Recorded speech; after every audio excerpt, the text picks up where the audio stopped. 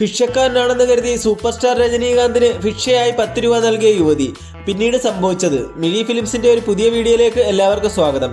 ഇന്ത്യയിലെ ഏറ്റവും കൂടുതൽ ആരാധകരുള്ള സൂപ്പർ സ്റ്റാറുകളിൽ ഒരാളാണ് രജനീകാന്ത്.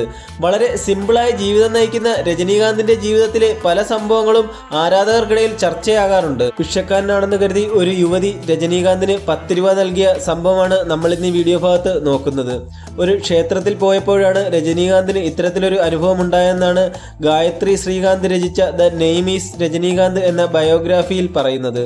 2007 ശിവാജി ദ ബോസ് എന്ന ചിത്രം ഇന്ത്യയിലും ഇന്ത്യക്ക് പുറത്തും വലിയ ഹിറ്റായി. ഈ സമയത്ത് ജനങ്ങളിൽ നിന്ന് സ്നേഹവും നല്ല റെസ്പോൺസുകളും ലഭിക്കാൻ ആരംഭിച്ചപ്പോൾ രജനീകാന്ത് ഒരു ക്ഷേത്രത്തിൽ പോകാൻ തീരുമാനിച്ചു. എന്നാൽ അദ്ദേഹം ക്ഷേത്ര ദർശനം നടത്തിയാൽ അവിടെ തിക്കും തിരക്കും ഉണ്ടാകുമെന്നും അദ്ദേഹത്തെ കണ്ട് ആളുകൾ കൂടുമെന്നും അവിടുത്തെ സമാധാന അന്തരീക്ഷം തന്നെ നഷ്ടപ്പെടുമെന്നും ഭയം തോന്നിയതിനാൽ വേഷം മാറി പോകാനാണ് രജനീകാന്ത് തീരുമാനിച്ചത്. താനാണെന്ന് മനസ്സിലാകാത്ത വിധത്തിലാകണം ക്ഷേത്രത്തിൽ പോകേണ്ടതെന്നും രജനീകാന്ത് തീരുമാനിച്ചു. ഇതിനായി അദ്ദേഹം തിരഞ്ഞെടുത്തത് കീറിപ്പറഞ്ഞ ഒരു ഷർട്ടും ലുങ്കിയും ഒരു കട്ടിയുള്ള ബ്രൗൺ നിറത്തിലുള്ള ഷാളും ഒപ്പം വെപ്പുവല്ലും വെച്ചാണ് അദ്ദേഹം ക്ഷേത്രത്തിൽ പോയത്. അദ്ദേഹം ക്ഷേത്രത്തിലെത്തിയപ്പോൾ ആരും അദ്ദേഹത്തെ തിരിച്ചറിഞ്ഞില്ല. ഈ സമയത്ത് ഏകദേശം ഒരു 40 വയസ്സ് പ്രായം തോന്നിക്കുന്ന ഒരു സ്ത്രീ പാവം ഒരു ഭിക്ഷക്കാരനാണെന്ന് കരുതി അദ്ദേഹത്തിനൊരു 10 രൂപ നോട്ട് കൊടുത്തു. എന്നാൽ അദ്ദേഹം ആ 10 രൂപ നോട്ട് സ്നേഹത്തോടുകൂടി വാങ്ങുകയും ചെയ്തു. എന്നാൽ ആ സ്ത്രീയാകട്ടെ അദ്ദേഹത്തെ ശ്രദ്ധിക്കുന്നുണ്ടായിരുന്നു. അമ്പലത്തിലെ ഭണ്ഡാരത്തിൽ 100 രൂപ ഇട്ടത് ശ്രദ്ധയിൽപ്പെട്ട സ്ത്രീ നോക്കുമ്പോൾ ഒരു ആഡംബര കാറിൽ അദ്ദേഹം തിരിച്ചു പോകാൻ ഒരുങ്ങുന്നതാണ് കണ്ടത്.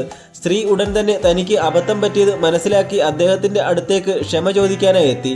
അവർ തന്റെ പണം തിരികെ വാങ്ങിക്കോളാം എന്നും പറഞ്ഞു. എന്നാൽ ഈ സമയം രജനീകാന്ത് സ്ത്രീയോട് പറഞ്ഞത് ദൈവത്തിന് മുന്നിൽ താനും ഒരു ഭിക്ഷക്കാരനാണെന്ന് ഓർമ്മിപ്പിച്ചുവെന്നാണ്. ആ 10 രൂപ അദ്ദേഹം തന്റെ കയ്യിൽ വെച്ചുകൊണ്ട് അദ്ദേഹം അവിടെ നിന്ന് പോയെന്നുമാണ് പുസ്തകത്തിൽ പറയുന്നത്. വളരെ എളിമയോടെ സംസാരിക്കുകയും ജീവിക്കുകയും ചെയ്യുന്ന രജനീകാന്ത് 1975 അപൂർവ രാഗങ്ങൾ എന്ന തമിഴ് ചിത്രത്തിലൂടെയാണ് സിനിമാ ലോകത്തേക്ക് എത്തുന്നത്. തുടർന്ന് കന്നഡയിലും തെലുങ്കുവിലും അഭിനയിച്ച നടൻ പതുക്കെ തമിഴ് സിനിമാ ലോകത്തിന്റെ അവിഭാജ്യ ഘടകമായി മാറുകയായിരുന്നു. നിങ്ങളൊരു രജനീകാന്ത് ആരാധകനാണെങ്കിൽ നിങ്ങൾക്ക് ഏറ്റവും ഇഷ്ടപ്പെട്ട രജനീകാന്തിന്റെ സിനിമ കമന്റ് ബോക്സിൽ രേഖപ്പെടുത്തുക. അപ്പോൾ ഇന്നത്തെ വീഡിയോ ഇഷ്ടപ്പെട്ടെങ്കിൽ ലൈക്ക് ചെയ്യുക, നിങ്ങളുടെ അഭിപ്രായങ്ങൾ കമന്റ് ചെയ്യുക, ഷെയർ ചെയ്യുക. കൂടാതെ ചാനൽ ഒന്ന് സബ്സ്ക്രൈബ് ചെയ്ത് സപ്പോർട്ട് ചെയ്യുക.